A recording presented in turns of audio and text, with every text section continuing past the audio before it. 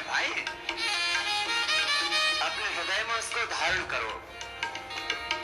परमात्मा का उस आत्मा में दिव्य संदेश, उसका उपदेश, उसकी प्रेरणा, उसका सुख, उसकी शांति, उसके आनंद की अजस्र वर्षा हो रही है, उसको धारण तो करो। इसलिए मैं कहता हूं रोज ध्यान करना, रोज स्वाध्याय करना, रोज थोड़ा मौन रहना। जब मौन रहोगे तो ही तो उस प्रभु की कृपा को स्वीकार कर पाओगे। जब स्वाध्याय करोगे, ध्यान करोगे, ओहो, फिर तुम्हें लगेगा बस अब तो मैं तृप्त हो गया, प्राप्तम प्रापणीयम, जो पाना था सो पा लिया।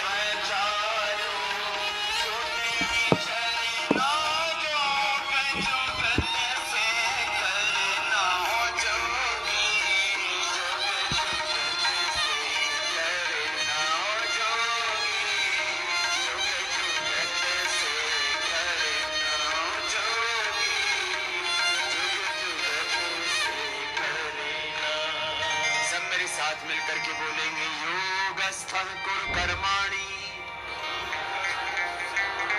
संगम त्यक्त्वा धनंजय। योगस्थः कुरु कर्माणि संगम त्यक्त्वा धनंजय।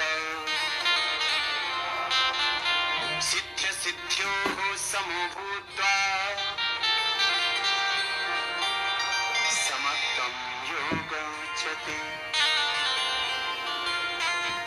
इस वीडियो में हम आपको ओम। आप सभी जिज्ञासु साधकों का बहुत बहुत अभिनंदन।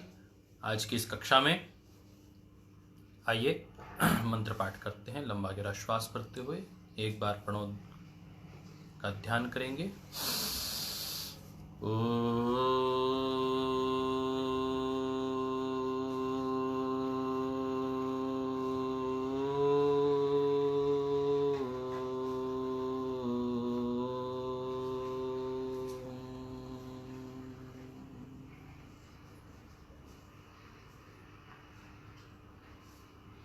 गुरुर्ब्रह्मा गुरुर्विष्णु गुरुर्देवो महेश्वरः गुरु साक्षात् परब्रह्म तस्मै श्री गुरुवै नमः। जय जिनेन्द्र। आज भगवान महावीर की जयंती का पर्व है। आप सब संपूर्ण राष्ट्र ही संपूर्ण विश्व को आज के इस पावन अवसर की बहुत बहुत शुभकामनाएं।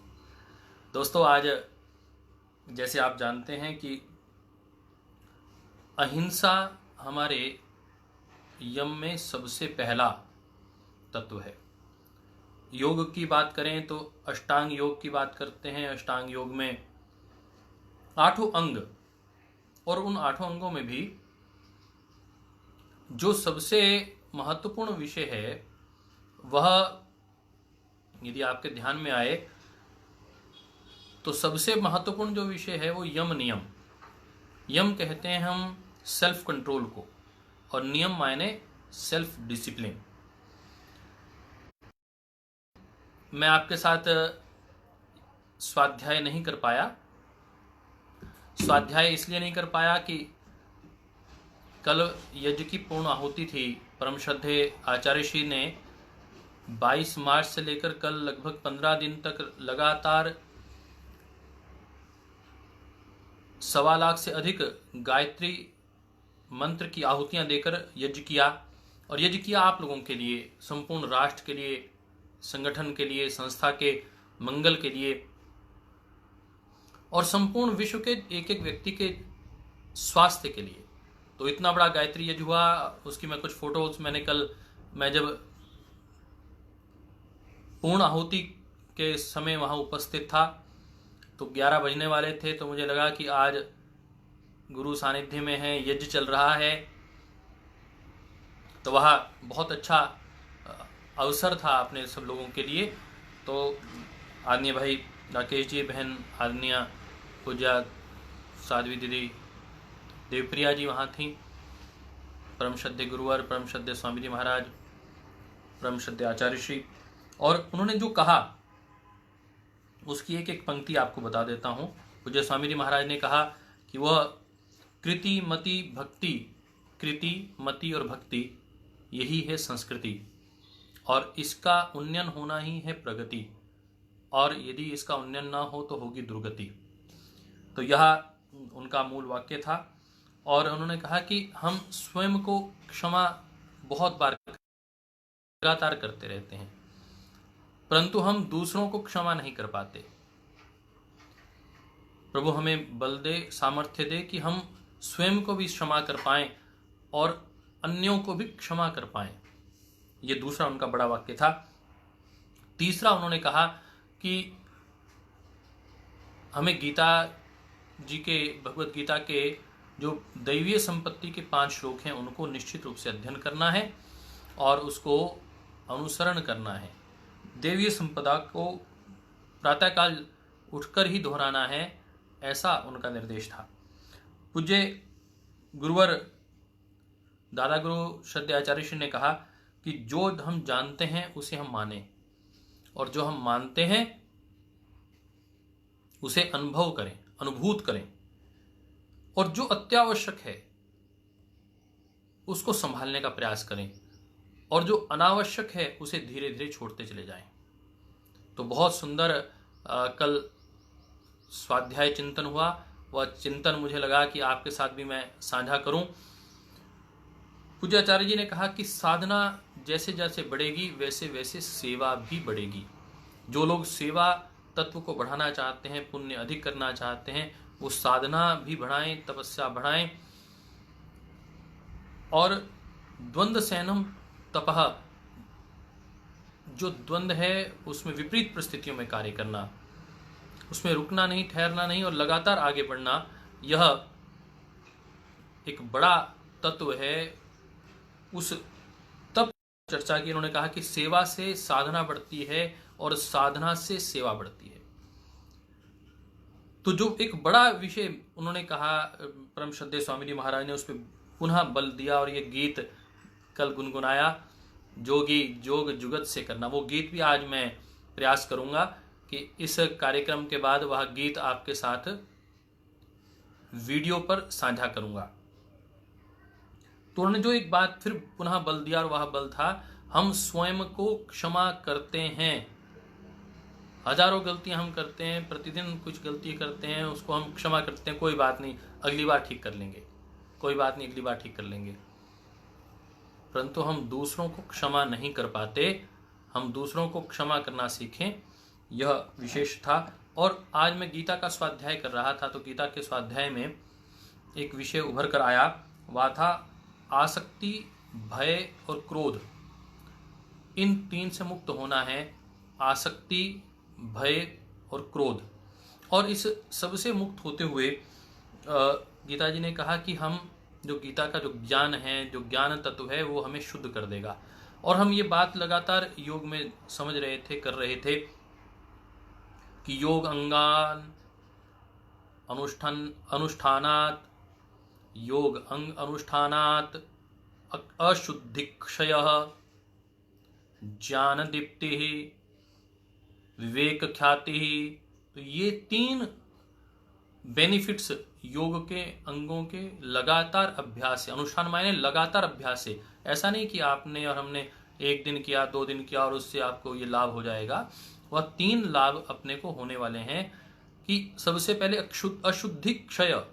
हम हठ योग में लगातार हम पढ़ेंगे कि हम जिस तत्व को प्राप्त करना चाहते हैं, अशुद्धि क्षय करना चाहते हैं, उसके लिए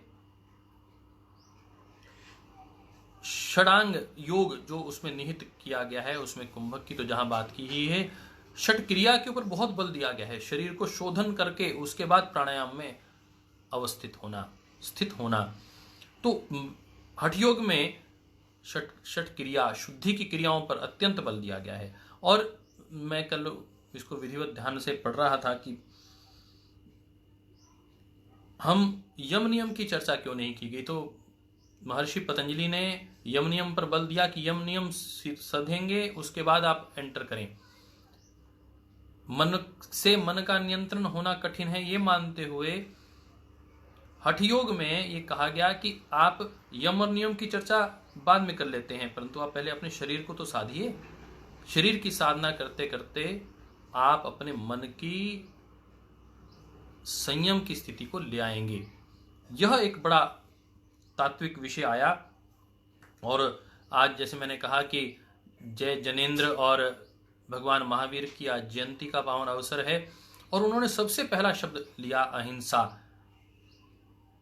और अहिंसा हमारे यम का पहला तत्व है। अहिंसा, सत्य, अस्तेय, अप्रिग्रह, ब्रह्मचर्य, these are called the self control.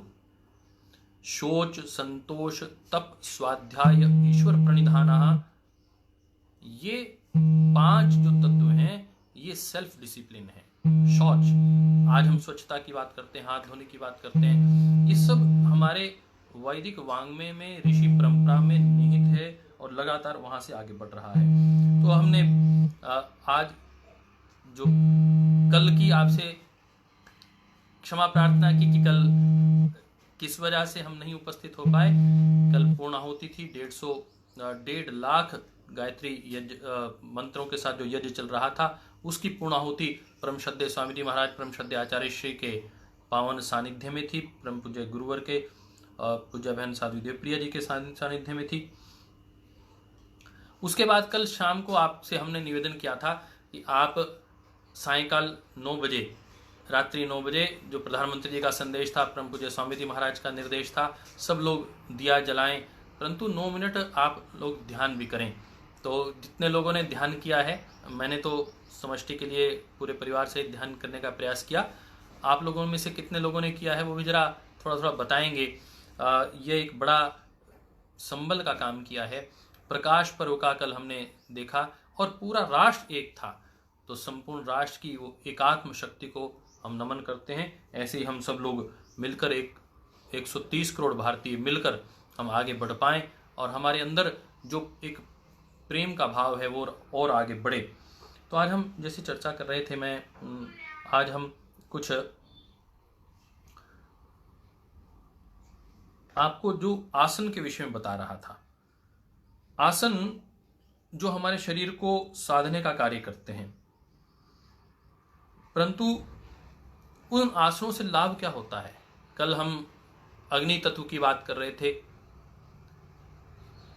भाई अभिजीत जी कह रहे हैं कि हमने किया, आचार्य अविनाश जी कह रहे हैं कि मैंने भी परिवार सहित, भाई समंदर जी भी कह रहे हैं कि हमने राजस्थान से, तमिलनाडु से, कि हमारे साथियों ने समष्टि के लिए प्रार्थना की। तो मैं कह रहा था कि जो हम नाड़ी शब्द इस्तेमाल कर रहे हैं कि ईड़ा नाड़ी, पिंगला नाड़ी, ईड़ा बाईं ओर, दाईं ओर पिंगला और बीच में सुषुम्ना नाड़ी, ये these are called the channels. ये कोई नर्वस सिस्टम की बात नहीं हो रही है कि नर्व्स यहां से जा रही हूं, नर्व्स की बात हो रही है, परंतु ये बात हो रही है, संजीवनी बहन भी कह रही है, नमिता बहन भी कह रही हैं कि हमने ध्यान किया। तो हम बात कर रहे हैं कि ये नाड़ी जो हैं, these are called the channels. Mental energy travels along with Ida nadi which governs the left side. Ida जो बाईं ओर है। The pranic energy travels through Pingala nadi and this governs the right side of the body The positive and negative effect of these energies have been equated to the parasympathetic nervous system and sympathetic nervous system. However, although there is a definite relationship between nadis and the nervous system, they are not the same. यद्यपि यह नाड़ियाँ जो तीनों नाड़ी हैं इनका nervous system के साथ विशेष संबंध है, परंतु ये नर्वस सिस्टम नहीं है, नर्व्स नहीं हैं।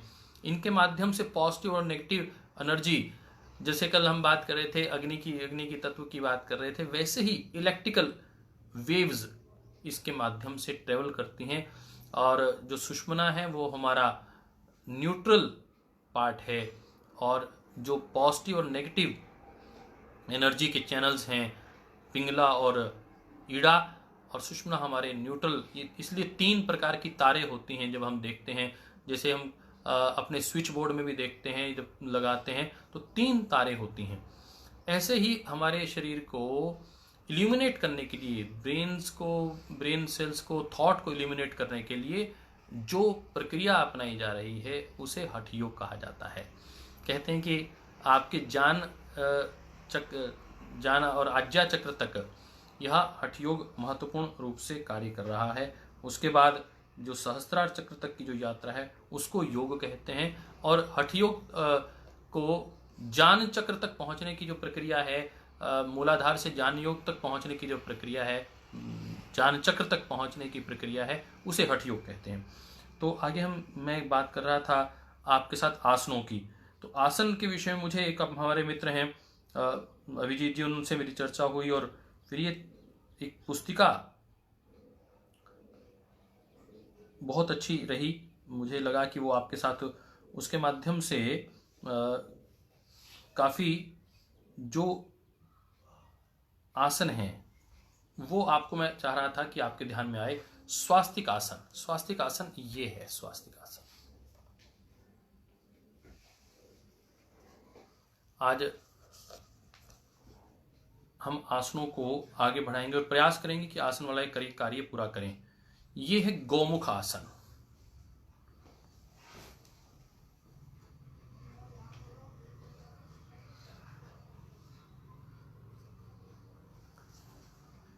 और ये लोग, आप सब लोग करते रहे हैं इस आसनों को। गौमुख आसन की एक प्रक्रिया ये भी बताई गई है।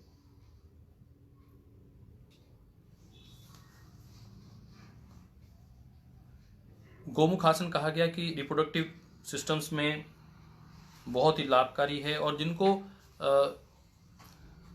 एनलार्ज टेस्टिकल्स हो जाएं उनके लिए भी लाभकारी है। वीरासन, वीरासन में कैसी मुद्रा रहती है?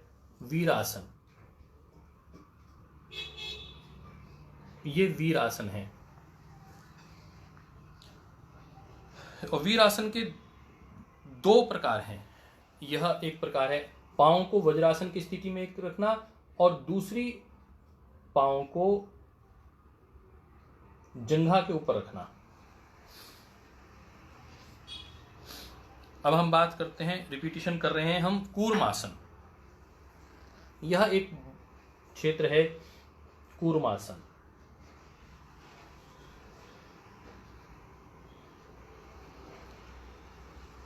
यह दूसरा प्रकार है कूर्मासन।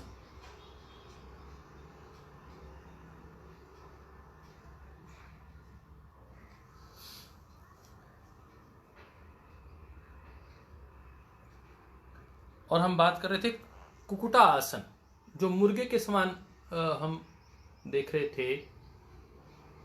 पीकॉक, हाँ, यह पीकॉक के विषय में अभी आगे की चर्चा करते हैं। यह कुकुटा आसन, कॉक पोज।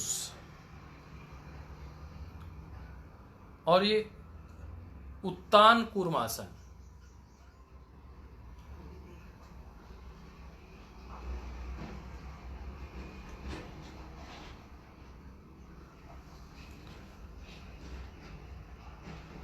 उत्तान कूर्मासन श्रद्धेय स्वामी जी महाराज भी इस प्रकार बताते हैं कि यह उत्तान कूर्मासन है।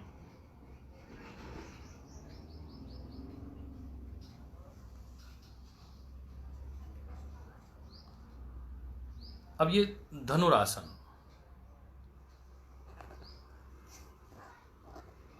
जो 15 आसन विशेष रूप से बताए हैं उसमें ये धनुरासन, ये यद्यपि जो कहा गया है वैसा पूरा धनुरासन नहीं है। इसमें जो श्लोक के माध्यम से कहा गया है कि दोनों पांवों को कान के साथ टच करना, ये फिर भी कुछ अच्छा पूर्ण धनुरासन का पोज है। और धनुराकर्षण में ऑपोजिट साइड में लेकर आते हैं, आप देख रहे होंगे ऑपोजिट साइड में, अपोजिट कान के पास अपने को लेकर आना होता है। परंतु ये हम पूरा इसमें दृष्टिगोचर नहीं हो रहा है। और जो ये अर्ध मत्स्येंद्र आसन है,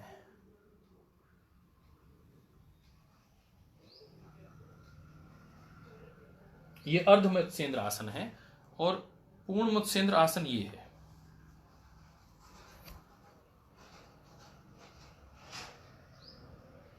मैंने ये बात कही थी कि आसनों में जो बहुत प्रभावी रूप से आसन कहा गया वह है अर्ध मत्स्येंद्र आसन और पूर्ण मत्स्येंद्र आसन। और इसका बहुत अत्यंत लाभकारी प्रभाव उन्होंने कहा कि यह एक वेपन की तरह काम करता है।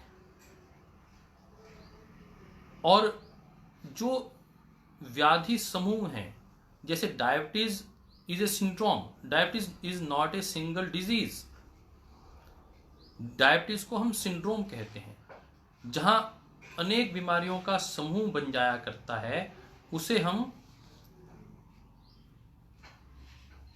व्याधि मंडल कहते हैं।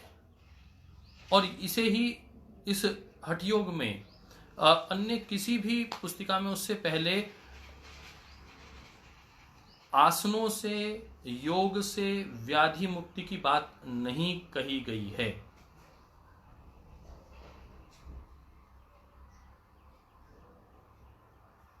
ये पूर्ण आसन है। मैं ऊपर कर देता हूं ताकि दिखाई दे ठीक से।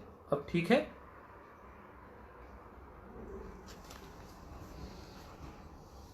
ये पूर्ण मत्स्येंद्र आसन है।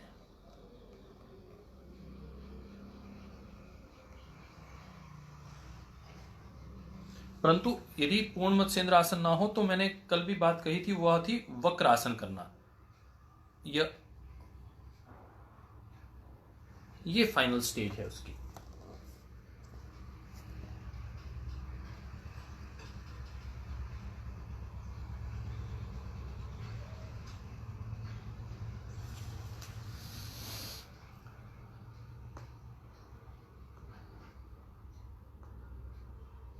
और ये हम बात कर रहे थे कि पूरे स्पाइन का कार्य कैसे करता है, वह है पश्चिमोत्तान आसन।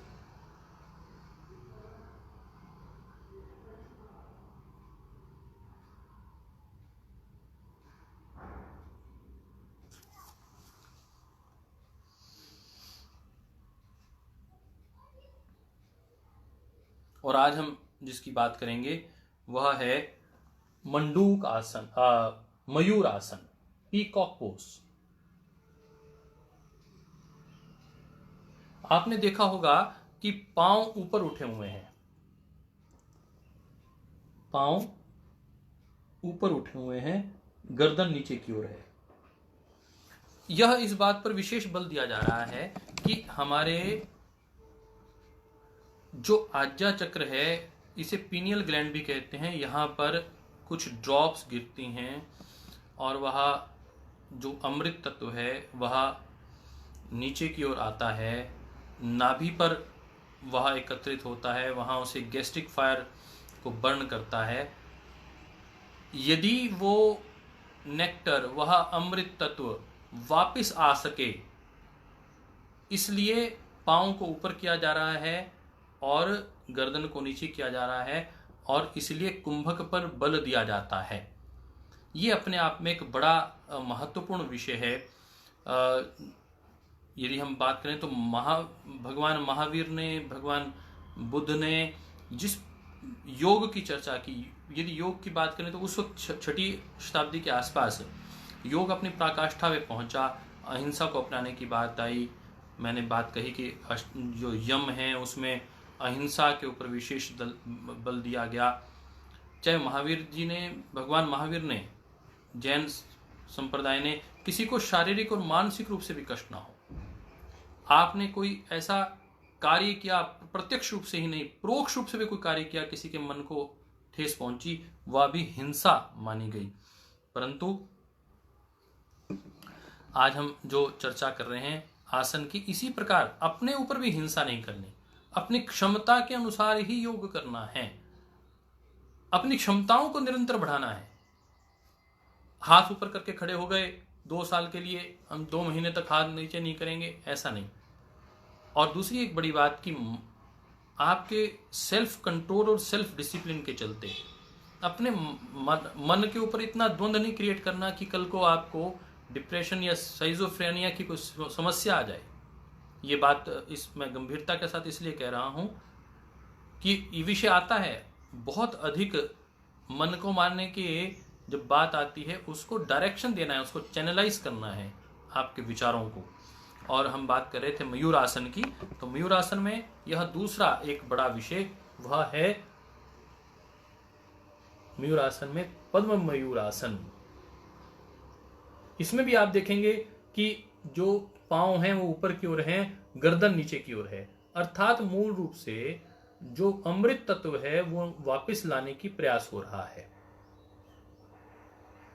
और अमृत तत्व को रोकने के ऊपर बल दिया जा रहा है। सबसे अधिक बल इसी बात पर है हठ योग में कि वह अमृत तत्व को बचाया जाए, वो सोम तत्व को बचाया जाए।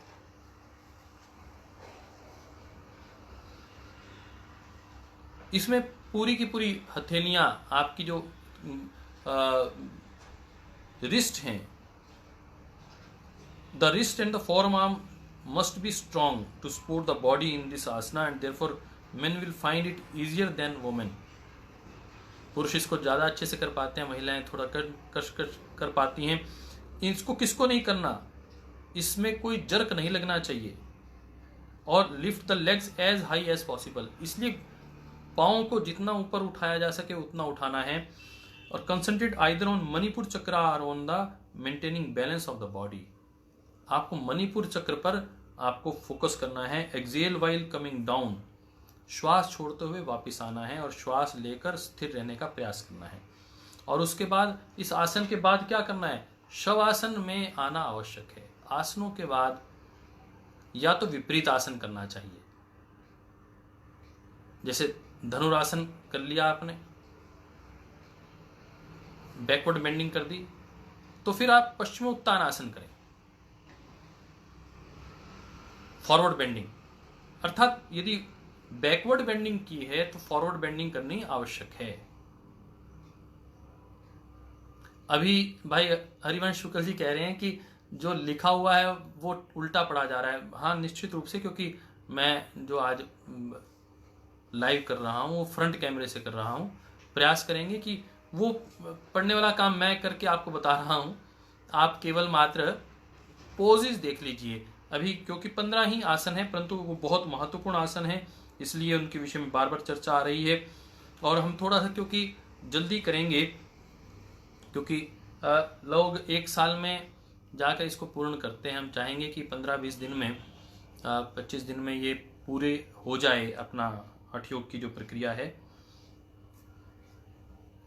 मयूरासन quickly alleviates all disease like enlargement of the glands.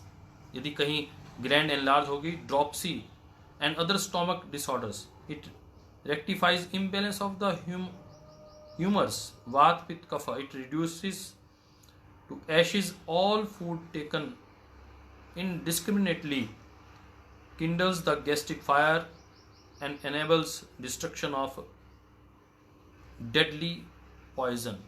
आम बन गया आपको अंदर, बहुत ज़्यादा एसिडिटी हो गई है, आपकी पाचन क्रिया पूरी डिस्टर्ब हो गई है, अंदर ग्लैंड्स बन गई हैं, एनलार्जमेंट ऑफ द ग्लैंड हो गया, गुल्म बन गया, अवरुद्ध हो गया, तो आपके लिए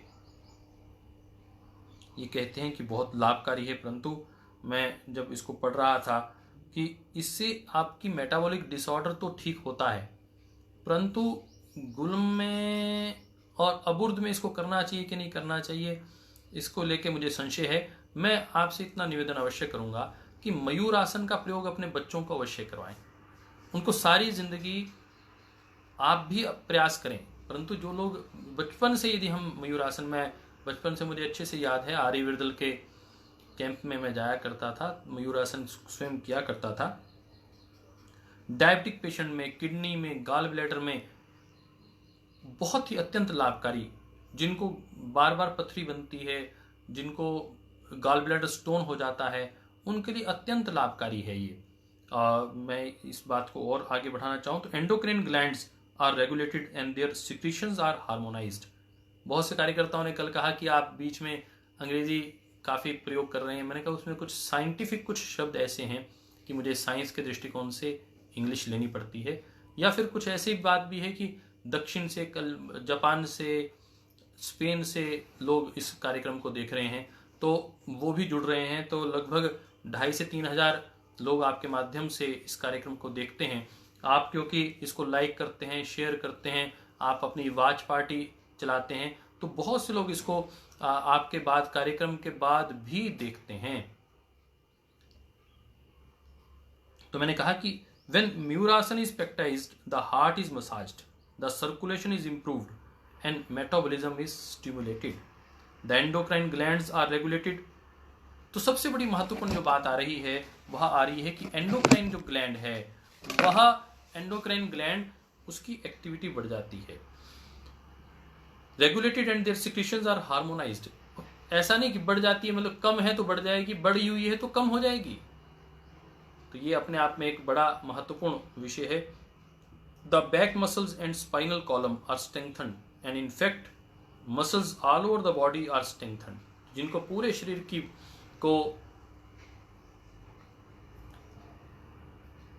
ताकत देनी है, उन्हें निश्चित रूप से मयूरासन करना चाहिए। बहन पुष्पांजलि जी मध्य प्रदेश से पूछ रही हैं कि क्या महिलाओं को मयूरासन नहीं करना चाहिए? नहीं करना चाहिए, परंतु उनकी रिस्ट मजबूत हो, उसका अभ्यास करके करें, तो मुझे लगता है बहुत अच्छे से ये हो पाएगा। Muscles all over the body are strengthened. Mayurasana invigorates the entire system. पूरे सिस्टम को यह अच्छे से मैनेज करने का काम करता है। It is advisable to make the diet very pure before commencing Mayurasana. तो मयूरासन करने से पहले आपको अच्छी सात्विक डाइट लेनी है, हार्ड डाइट नहीं लेनी। ये भी इसमें लिखा गया है। और as this asana eliminates the buildup of toxic materials, अंदर जो जितने भी पॉइजनस तत्व हो गए हैं, जैसे कहा जाता है मयूर में कि वह पत्थर को भी खा जाता है और वो भी हजम हो जाता है, तो भाई पथरी तो होगी ही नहीं। जो लोग मयूर और मयूरी आसन करेंगे तो वह निश्चित रूप से उन्हें, उनके परिवार को, उनके बच्चों को कभी पथरी की समस्या नहीं होगी, कभी गॉल ब्लैडर स्टोन नहीं होगा। आज मैं देखता हूँ गॉल ब्लैडर स्टोन लोगों को निकलवाना पड़ता है। मुझे अपने ही बहुत से लोग मैं जानता हूँ कि उन्होंने बहुत उपवास किया, गॉल ब्लैडर स्टोन हो गए और उन्हें निकलवाना पड़ा गॉल, और आज उनके भोजन में बहुत सी रिस्ट्रिक्शंस हैं। तो आज हम अपने बच्चों को यदि पूर्णतः स्वस्थ बनाना चाहते हैं तो ये आसन बहुत ही महत्वपूर्ण है। People suffering from peptic ulcers, hernia and heart disease, high blood pressure, brain tumours और ear, eyes or nose infection must first cure their condition, then they should attempt for the Muyurasana. जिनको कान की समस्या है, नाक की समस्या है, कोई उसमें से सिक्रीशन आ रही है, ब्रेन का कोई ट्यूमर हो गया है, हार्ट की डिजीज है, कोई पेप्टिक हर्निया है, पेट का एब्डोमिनल हर्निया है, हार्ट की डिजीज है, हाई ब्लड प्रेशर है, उन्हें यह नहीं करना चाहिए। और यदि करना है तो पहले स्वयं उससे स्वस्थ हो जाएं, उसके बाद ही ये आसन करें। इसके बाद अगला जो आसन आ रहा है वह आ रहा है शवासन। लोगों को लगता है कि शवासन तो बहुत आसान है, डॉक्टर साहब आज ही इसको बता ही दो। तो भैया shavasana is a corpus pose. शव मीन्स द कॉर्पस। एक व्यक्ति जैसे अचेत अवस्था में, मृत अवस्था में जैसे होता है, वैसे ही ये आसन के पोज में रहता है। This asana has been adapted from the tantric practice of shavasana in which the sadhaka sits on the corpus and practices mantra. Shavasana is also known as a pose of relaxation. यह relaxation का अत्यंत महत्वपूर्ण आसन है। और भाई राजेंद्र जी पूछ रहे हैं क्या इन आसनों को करते हुए ध्यान किया जा सकता है? देखिए, मैंने 3 प्रकार के आसन बताए थे। एक आसन इस प्रकार के हैं जिनमें ध्यान किया जा सकता है, जैसे स्वास्तिक आसन, पद्मासन, भद्रासन, वीरासन, वज्रासन, उनमें ध्यान किया जा सकता है। और कुछ आसन हैं जो आपके मत्स्येंद्र आसन, जैसे मयूर आसन, जैसे, और आपके शरीर को बल प्रदान करना और उन्हें एनर्जाइज करना, उन्हें बैलेंस करना, ये काम जो करते हैं, ये आसनों में हम बड़ी बात है वो कुक्कुट आसन की बात कर रहे हैं, वो मयूर आसन की बात हो रही है। तो ये 3 प्रकार के जो भेद मैंने आपको बताए। और एक अब हम बात कर रहे हैं वह है विश्राम के लिए, विश्रांति के लिए, आसनों के बाद रिलैक्सेशन के लिए। इन बिटवीन द आसन I advise you all to do Shavasana in between the different poses, and you should do opposite postures after each and every posture. एक आसन करने के बाद उसका ऑपोजिट पोज जरूर करना है। यदि आप फॉरवर्ड बेंडिंग कर रहे हैं तो बैकवर्ड बेंडिंग अवश्य करें, बैकवर्ड बेंडिंग कर रहे हैं तो फॉरवर्ड बेंडिंग अवश्य करें। भाई कमलेश जी कह रहे हैं कि मैं तो नोट पैड लेकर बैठा हूं, बाकी लोग भी ले लें भैया, अच्छा रहेगा। किसी को आपका ज्ञानवर्धन तो होगा ही, साथ में मैंने कहा कि जो QCI का जो सिलेबस है वो भी इसमें पूर्ण हम करने का प्रयास कर रहे हैं। Shavasana is very simple practice but most people find it almost impossible to completely relax the body. ये बहुत साधारण सा आसन है, परंतु इसमें लोग अपने पूरी बॉडी को रिलैक्स नहीं कर पाते। There is a tendency to hold tension in some part. आप शवासन में भी शरीर में तनाव रहता है। The whole body must relax, then the breathing will simultaneously slow down. Try to ignore the mental chatter and the concentrate only on the breath and body. आपको केवल अपनी ब्रेथ और बॉडी के ऊपर ही कंसंट्रेट करना है, फोकस करना है। बहन सविता कह रही है कि मैं तो कॉपी पेन लेकर बैठी हूँ। आप में से कितने लोग कॉपी पेन लेकर बैठे हैं, जरा आपस में हमें भी जरा जानकारी मिले। तो आज हम इस विषय में बात कर रहे हैं। 32 श्लोक तक हम पहुंचे हैं और कल हम 33वां श्लोक लेंगे, 33 श्लोक लेंगे। और भगवान शिव ने 84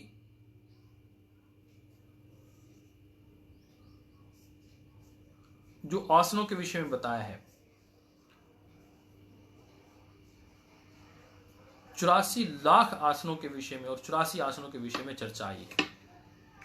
आपको इस बात को ध्यान रखना है कि यह आसन, इतने सारे आसन हम कैसे कर पाएंगे, उनमें से कौन से आसन अत्यंत उपयोगी हैं। तो भैया ये 15 आसन जो हठयोग में बताए हैं, ये मैं भी देख रहा हूं अत्यंत उपयोगी हैं। और आसनों का समय कम से कम 1 मिनट एक आसन को अवश्य करना चाहिए। कहा जाता है कि 3 मिनट तक आसन यदि किया जाए तो सिद्ध हो जाता है, परंतु 1 मिनट तक आसन करना ये महत्वपूर्ण है। और जो व्यक्ति 3 घंटे तक एक आसन में बैठ सके वह योगी सिद्ध, उस आसन को सिद्ध कर सकता है, ऐसा कहा गया है। तो कमलेश जी कह रहे हैं बिटिया पहचानती है आपकी वॉइस को ही, तो मैं उनका आभारी हूं। तो कल हम आपको चर्चा करेंगे कौन से ऐसे आसन हैं जो अत्यंत लाभकारी हैं। इन 84 लाख आसनों में से संजीवनी बहन कह रही हैं कि मैं भी रोज नोट करती हूँ, उनका भी आभार। तो इन आसनों में से कौन से अत्यंत उपयोगी हैं उसकी हम कल चर्चा करेंगे। अभी हमने आज जिस आसन की विशेष रूप से चर्चा की, पिछले सभी आसनों को दोहराया, उनकी एक्चुअल पोज आपको दिखाए। और ये पद्म मयूर आसन, जिसे हम लोग मयूरी आसन भी कहते हैं, आप लोग इसे देखते हैं, अपने बच्चों को आप करवाएं अवश्य। इन बच्चों को हाथों की भी स्ट्रेंथ इनकी बढ़ेगी, पेट की स्ट्रेंथ भी बढ़ेगी, और कब्ज जिनको रहती है उनके लिए अत्यंत उपयोगी। और जिनको बहुत ज़्यादा एसिडिटी बनती है, मैं बहुत से लोगों को जानता हूं जिनको हाइपर एसिडिटी बन जाती है और माइग्रेन हो जाता है, तो उन्हें कई बार जो सामान्य स्थिति आती है, सामान्य रूप से हम प्राथमिक स्थिति जिसे कहते हैं, जिसमें आम ज़्यादा बन जाए, वह उसमें आपको लंघन अत्यंत उपयोगी है। आप प्रयास करें कि हफ्ते में एक बार अवश्य उपवास करें। उपवास मायने कि आप फल और सब्जियों के ऊपर एक समय भोजन करें और बाकी सारा समय 24 घंटे में फल और सब्जियां ही लें, ऐसा आपसे अनुरोध करते हुए। और कोरोना से मुक्ति का अभियान परम श्रद्धेय स्वामी जी महाराज के माध्यम से निरंतर चल रहा है और उसमें डीडी नेशनल पर प्रातः 6 से 7 बजे तक, डीडी भारती पर 7 से 8 बजे तक और 8 बजे इंडिया टीवी पर श्रद्धेय स्वामी जी महाराज लाइव रहते हैं। बहुत सी चीज़ें आपको उनसे जानने को सीखने को मिलती हैं। आज की कक्षा के लिए आपका आभार। लगभग आज की कक्षा में सभी पुराने साथी आ चुके हैं। हठ योग प्रदीपिका बहुत से लोगों ने डाउनलोड कर ली है। जिन्होंने हठ योग प्रदीपिका डाउनलोड नहीं की है उनसे भी मेरा निवेदन कि वह भी डाउनलोड कर लें, अच्छा रहेगा। और हम प्रयास कर रहे हैं कि इस कक्षा को हम आने वाले कुछ समय में पूरा कर लें, तो वो बहुत अच्छा रहेगा उनके साथ भी। प्रणीता जी भी कह रही हैं कि मैं भी कक्षा में भाग ले रही हूँ, कागज पेन लेकर बैठी हूँ। बहुत अच्छा। ऐसे बहुत से साधक जो प्रतिदिन कक्षा में जुड़ रहे हैं उनका हृदय से आभार ज्ञापित करते हुए प्रयास करें कि अपने श्वास और प्रश्वास की प्रक्रिया, आसन में कैसे आना है, कैसे आसन छोड़ना है, आसन के बाद कौन सा आसन करना चाहिए और कितनी मिनट करना चाहिए, इन सब चर्चाओं को हम आगे बढ़ाएंगे। आप सब लोग स्वस्थ रहें, ऐसी ईश्वर से प्रार्थना करते हुए आपका परिवार स्वस्थ रहे, यह समाज, ये राष्ट्र, पूरा संगठन के प्रत्येक कार्यकर्ता स्वस्थ रहें, ऐसी कामना करते हुए आइए लंबा गहरा श्वास भरते हैं।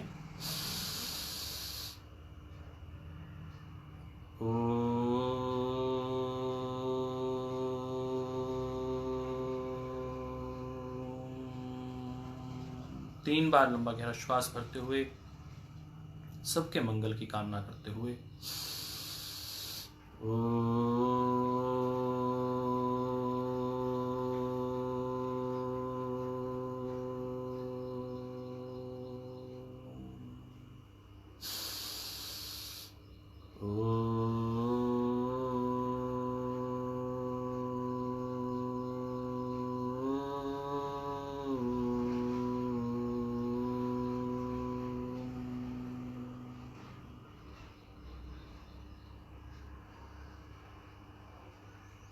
सर्वे भवन्तु सुखिनः, सर्वे सन्तु निरामयः, सर्वे भद्राणि पश्यन्तु, मा कश्चित् दुःखभाग् भवेत्। ॐ शान्ति शान्ति शान्तिः।